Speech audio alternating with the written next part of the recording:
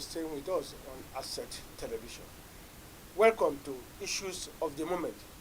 Today we are going to take a particular topic that has been plaguing the minds of Nigerians, and that is the incessant protest in Nigeria.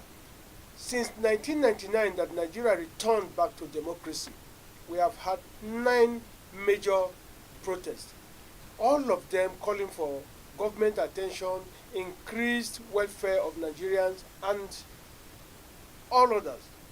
Has government, the federal government, I mean to say, even the state government, met the demands of the people? Let us play this short documentary for you, and from there you know, at least to take you back to all that have been happening in the name of protest in Nigeria. Just have a watch. In year 2000 Zango-Ketav riots. These riots emerged from ethnic and religious tensions in Kaduna State, leading to widespread violence and protests over government inaction and proactiveness in ethnic crisis that had plagued that southern part of Kaduna State. Following the Zango-Ketav was the 2005 fuel subsidy protest, when the Nigerian government attempted to remove fuel subsidies. Widespread protests erupted. The protest highlighted the populist frustration with high fuel prices and the government's perceived neglect of the public's welfare. As the fuel subsidy protest of 2005 was settling, there came yet another protest in 2007 over the general election protest of that year. Following the controversial elections results, which many viewed were rigged, protests erupted in various cities. The opposition parties and civil society groups called for a review of the electoral process to make the election results believable by the parties and contestants, including the voters. The protests went the way of the previous ones as nothing really changed, and as usual, Nigerians went on with their normal businesses. As if the 2007 protest was not enough to send a message to the federal government, there was yet another in 2012 tagged Occupy Nigeria. This protest was triggered by the government's removal of fuel subsidies in January 2012. This major national protest saw large crowds demonstrating against the resultant increase in fuel prices. The protest drew attention to issues of corruption and governance. Some persons were arrested and detained by the authorities for coming out to protest. Some of the protesters arrested claimed the arrest was politically motivated. 2 years after, there was another protest arising from the kidnap of Chibok schoolgirls. It was codenamed Bring Back Our Girls campaign, following the adoption of 276 schoolgirls by Boko Haram in Chibok. This movement started as a social media campaign and evolved into nationwide protest, advocating for government action to find the girls and address the broader security situation. This protest was led by a former minister, Obi Ekwezili, and Aisha Yusufu. Another protest came in 2015. The protests arose from various groups dissatisfied with perceived failures in governance, economic management, and security issues. Then came the mother of all protests, the End SARS protests of 2020, prompted by widespread outrage of police brutality. This movement targeted the Special Anti-Robbery Squad SARS of the Nigerian police force. The protest gained international attention and resulted in calls for police reform, but they were met with a violent crackdown by authorities. Several protesters were arrested, many of whom are said to still be in detention. This protest was closely followed by that of 2021 against insecurity and economic hardship. Various protests emerged in 2001 addressing growing insecurity issues and the rising cost of living, as well as a lack of government responsiveness. 4 years after when the Nigerian police had concluded arrangements to celebrate National Police Day, they were challenged with yet another protest. Take it back. The protest was successful in some states, but others pulled out, claiming they were not carried along by the organizers. The police had to use tear gas to disperse the protesters in Abuja and Port Harcourt. There are a total of 9 notable protests, all calling for improved security, good governance, and for the general well-being of the citizens. Yeah, Jagden. I have Jagden on the program, and he has been. It's not a new face to the station.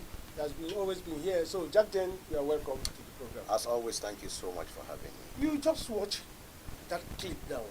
What comes to your mind? Well, basically, protest from a global standpoint is an avenue where people or even an individual can register his displeasure. It could be against a policy, it could be against an act of commission or omission by an individual. Now, basically, why do you have to protest? Protest stems from where perceived injustices have been meted out to another. It could be a group of persons, it could be an individual, as I earlier said. But if you look at it, looking at the rundown of most of the major protests that took place since our return to democracy, I need to also... 9 major protests. Yes, but I need to make an observation. I think the very first one, which was the Zangon Katab crisis, in my opinion, I don't think it fits into what we are talking about. But every other one does fit. But you know, the bottom line is that if you look at what has been going on, majority of the protests actually took place when the PDP was in power. And if you look at it today with the benefit of hindsight, the bottom line is that the opposition cashed in on certain policy, I wouldn't want to call it failures of the PDP. Policy somersault. Very good. To eventually bring itself to where we are today. The APC has taken over. And since the APC took over, the major protest we've had is the NSAS protest, the one that took place a few days ago, Take It Back protest, Yes. and one other one. But if you want to look at it from this perspective, what impacts? Is government even feeling it when Nigerians go out to That's protest? the question, begging for answers. Government do feel it. I can assure you it So is if only... they feel it, have yes. they done anything to remedy the situation? Well, if you remember, when there was an increase in the field of PNS, in the price of PNS rather, during the Jonathan era, Yeah. and the current president, people like Wole Soyinka, people like Dino Malaye, people like, very prominent Nigerians led, including Adams Oshomole. Adams Oshomole. When they led, a protest, there was a reduction, if you remember. Goodluck Jonathan went back. If you see what happened during the NSAS protest, the NSAS protest is such that I want to believe the fact that the federal government has said, okay, can we sit down and talk with Nigerian youths? Let's hear from you directly. Don't go to the streets. It goes to tell you that a message was sent. Basically, protests, yes, some you get immediate answers, some you get answers coming much later. But the bottom line is that the Nigerian government in most cases have not shown that it does listen. But if you look at policies going through the back, it shows that they listen. You see, there's no leader that will sit down and watch the protests get out of hand, because he knows that it could get to a point where protesters can call for a regime change. And if it gets to such a point, you tell me as a leader, you are the one that is going to be the major loser. Because it will be recorded in history that so-so protests took place during your era, you probably did nothing about it, and it eventually led to toppling your government. It has happened in Asian countries in the last 1 year. Even a few days ago, is it Indonesia? Indonesia, yes. You saw what happened in Indonesia. And one other Asian country, I can't remember, where the president was sent out Yes. of the presidential Yeah, villa. exactly. So whether we like it or not, I want to believe that government listens, but they always hide under the guise of it is politically motivated. Look at what happened during the end bad governance strike. What the Nigerian government came out to say is that it was politically motivated. But Sometimes they will tell you that it's their opponent that sponsored the coup. I mean, basically, that's what they when normally they say it is politically motivated, that is what they mean. Yes. But I can assure you that from the inner recess of their heart, they listen. If they don't listen, why do they try to put countermeasures? Why do they send security men out on the streets? To see that, of course, they protect law and order and what have you. But if you notice one thing, sometimes the federal government too will mobilize anti-government, pro-government protesters. That happened during, well, it has always happened. It has always It has always happened, except the last one. Well, I mean, the last one was relatively small. We are made to understand it took place in Abuja here, led by Lagos. Showore. It took place in Port Lagos, it Harcourt. took place in Port Harcourt. But And most it- of and the other country, cities too, but but a not lot of, all. you know, if we actually, let's try and compare what happened in Nigeria with what happened in the U.S. There were over 1,000 cities in the U.S. that protesters went out. Yes. I mean, if anybody would say the Bush, what we call it, the Trump administration did not take note of that kind of a thing, I can assure you that person is not probably thinking right.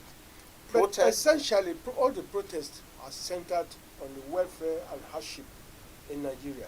But I want to find out from you, do you think government has done anything to cushion the effect of hardship and improve welfare of Nigerians? May 29th, the president took over power, and right there at the Evil Square, he said, Fuel subsidy is gone. and you and I, okay, let me give you a little story. That was the point I stopped listening to his speech. Because what I did was that immediately he said subsidy was gone, I picked my car keys and I rushed down to the closest filling station near my house, because I knew that the impact of that policy will soon spiral and it will reverberate. I will assure you there were no, I mean, it was a cool day. Many Nigerians were at home. They wanted to hear what the new government had for the people and what have you. But I can assure you, by the time I got to the filling station near my house, which is basically 2-3 minutes away from the house, there were queues already building up. You and I know where we are today. Exactly. How much was fuel then? We now buy fuel at, I just bought fuel now at 950 naira. Yes, exactly. Now that is beyond Fuel the that reach. At least 2 weeks ago, it came down to around 800 naira. Even at that, it's very expensive. It's Yeah, of course. I'm not saying that it's good. It's way out of the reach of the average Nigerian. If you look at what Nigerians are complaining today, mostly is hunger. What led to this hunger? Transportation and lack of it. Because if you look at what is going on in the agri subsector, most especially the perishable part of it, a lot of farmers will tell you that lack of access roads leads to post-harvest losses that at the end of the day is counterproductive as far as the farmer's effort is concerned. That is on the one hand. Coming to float the naira, when you have to exchange a dollar to the naira for about 1,500, 1,000, it got to 1,007, even 1,008 at some point. Yes. Now the only people that will tell you that was of some advantage to them are those who live overseas and have dollars to send home to probably buy property, to invest and what have you. But you and I that are domiciled at home, I mean, share your thoughts with me. Where has that taken us to? It has further taken us back. What prior to now you could afford to buy for probably about 500 naira tripled. It's now about 1,005. Now, I can tell you that that has impacted heavily on the life of the average Nigerian, who are in the majority. Who are in the majority. Let's always understand that democracy is about the majority. Where the majority are suffering as a result of the policy of an administration, such an administration needs to listen. To answer your question, is government doing anything to cushion the impact of these policies? To a large extent, it's a no. When government noticed that Nigerians were really reacting to the increment in the price of PMS, what did the president say? He said we were going to have CNG buses. We are going to have, well, large conglomerates like Dangote, to a large extent, have converted their diesel-powered engines to CNG. Dangote is the only company I've noticed, and the NNPC itself, that is running that regime. I was in Kaduna a few weeks ago, and I noticed there was a conversion center. But the conversion center was literally moribund, because there was nothing happening there. It is clearly written conversion center. There were a few cars inside, but I went in there to see for myself, how are these things converted? And the boys told me that they were out of this, they were out of this, they were out of this. So that is literally, a lot of Nigerians have taken to faith. They've gone back to continue buying petrol the way it is, and just reduce your movement. move only when it is absolutely Well, necessary. they told us that CNG is cheap, cheaper than petrol. And I know there are some taxis in this town that have already converted. But even at that, they are still charging at the price other taxis charge. Because the guy won't tell you that he's running on CNG. He won't tell you. Because it's a microcosm. Yes. If there are 100 taxis, maybe 2 are running on CNG. Even more than that. Very More good. than that. So the guy will not tell you, no, my prices will be. You and I know that most of these things are not formalized. It's not companies that run these taxi services. It's mostly individuals that run it. I won't come and tell you that, okay, because you are inside my taxi, your price will be less. Yes. You know, prices have no doubt spiraled out of. A friend of mine told me the other day that he needed to get to the airport and they were charging him 25,000 naira. Yes. From Yes. town, From town, to yes. the airport. Yes. And you and I know that under normal circumstances, you should be able to make it to the airport in 15 minutes from any part of town. But there he was being asked to cough out 25,000 naira. Now, when you look at it, how much is your income? If you look at it, what is your purchasing power? If you look at it, how has that impacted on your person and your family by extension? And you and I know that unemployment is a far cry.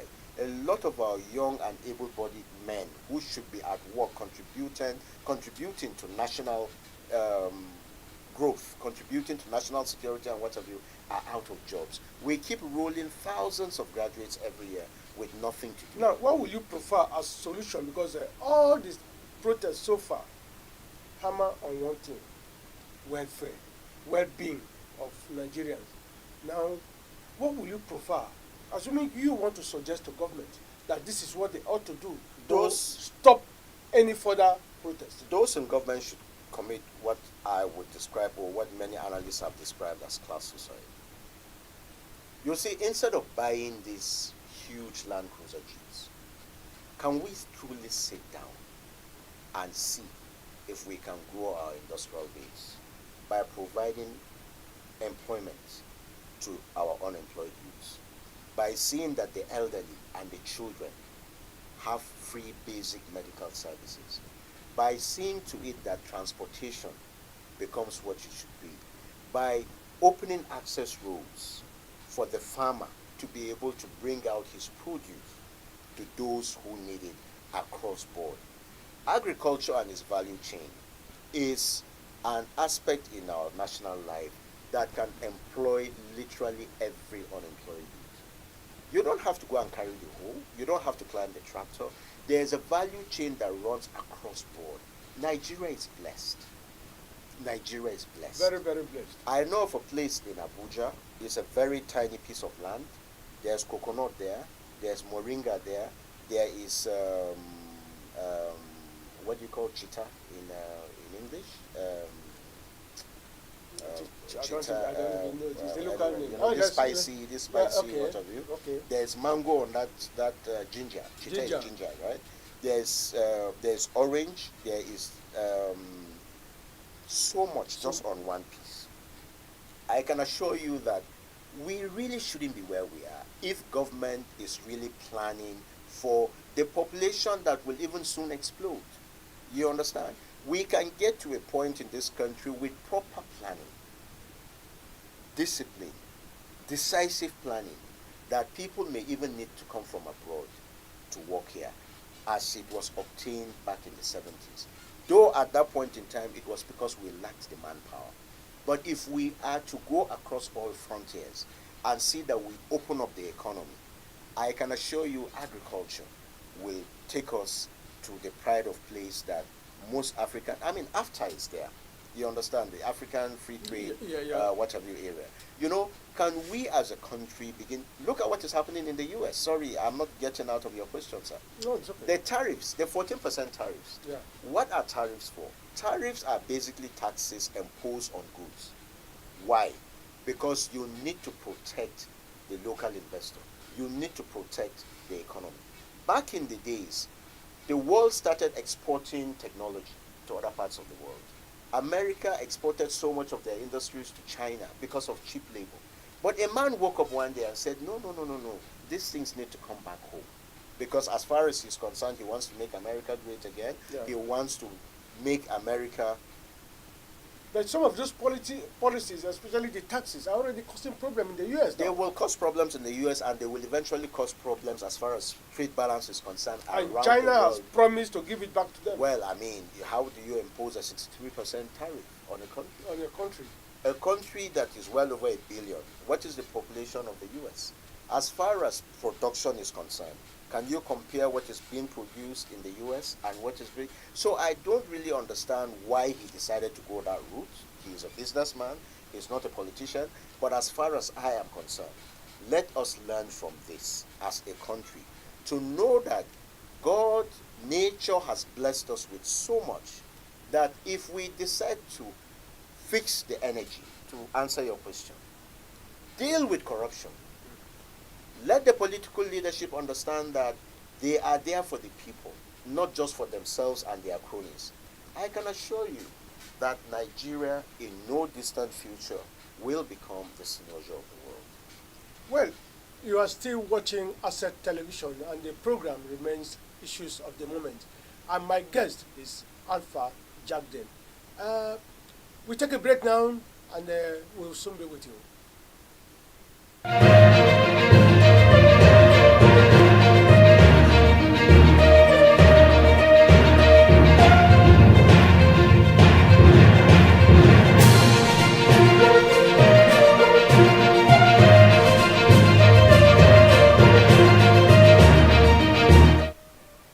Thank you, and welcome back to Asset Television. In rounding up now, let us go to some security issues now, because we talked about the protests in the country, and which of course have not been so palatable, because they have not really met any need of the protesters and Nigerians at large. Let's go to insecurity now. Only recently, a few weeks ago, we heard of what happened in Uromi in Edo State. We also have heard of what happened in Bokos, Plateau State. We also heard of what happened in Benue State, Otukpo to be specific, Otukpo area to be specific. Why the rise of insecurity in the country? Well, you can see that insecurity that we thought was beginning to be handled is beginning to Spiral itself. and raise its ugly head again. But the bottom line is that it just calls on the citizenry and it calls on the security forces not to relent. You know, the forces of evil will always try to strive. There is no gainsaying that wherever you find yourself, America as a country at some point was battling with gun violence. There is always someone somewhere that wants to tilt the balance. Yeah. Nigeria is you and I know that if we are to trace most of these things, the bottom line is that wars in other places led to the proliferation of small arms and light weapons and what have you. You know, it's a whole total package. But my clarion call to the government is that government can actually do more. Government cannot afford to relent or rest on its paws simply because, things seem to be dying down. Yeah. Government needs to be proactive. You know, a security man is somebody who should be proactive. Don't wait for it to happen. Make sure you mitigate it. Make sure you stop it from happening. But prevention, they say, is better than look at cure. that of Uromi in Edo State. Now, let's look at that incident very well. Hunters from leaving that south region, they are going back to Kano or thereabout with guns and money. What? Just look at the scenario itself. Well, you see, and when they were stopped, we learned one of the hunters stabbed the vigilante. Well, that in itself was a wrong move, because here you are in a foreign land. Here you are at the mercy of probably those that you may never know. Stabbing a vigilante, if at all it happened, in the first place, yes, was a wrong move, okay? But when you say you saw somebody traveling with money, and because they had guns, that in itself... There are caliber of guns that are not supposed to be used for hunting, which of course they saw in them. That in itself makes such a person a suspect. If you are carrying an AK-47 as a private citizen, I want to believe the AK-47 belongs to the security agencies. Of course, yes. But if an individual is seen carrying an AK-47, he potentially becomes a suspect. But it does not in any way, give legitimacy to what happened. To what happened. in Uru. Yeah, it is condemnable. It's condemnable. Because if you all they get needed somebody, to have done was to arrest them and hand them over to the law agencies. That's all. You don't have the right to lynch. You don't have the right To kill. To kill. You don't take what you cannot give. That was a wrong move. It remains condemnable. And Nigerians should also understand that we are not in usual times. And hence you need to be careful how and when you do what and when not to do what. Nothing stops you if you're truly a group of hunters and you're traveling from one state to another. Tell security agencies that we're on this route. Yeah. And we have this and this and this on us. I want to believe if you're living one part of the country and you probably tell the commissioner of police in that state, the ideal thing to do is right through to where you will end. He should be able to talk to other CPs. Perhaps there is a problem. The security agencies will be come able to your aid. come to your aid. And don't also forget, we were later made to realize that Uromi has been under siege. Yes. That's what we were told. Yes. You know, allegedly. So if that again is true, but it does not in any way give credence to the fact that people were killed in broad daylight because they were seen carrying money and they were carrying weapons. Now, in rounding up now, we have to thank you so much. It's a very good way that he landed now. Thank you so much for being there for us and keeping time and stay with us always. Thank you so much, Alfred. Thanks so much for having me. You're welcome. Have a great day. You're welcome.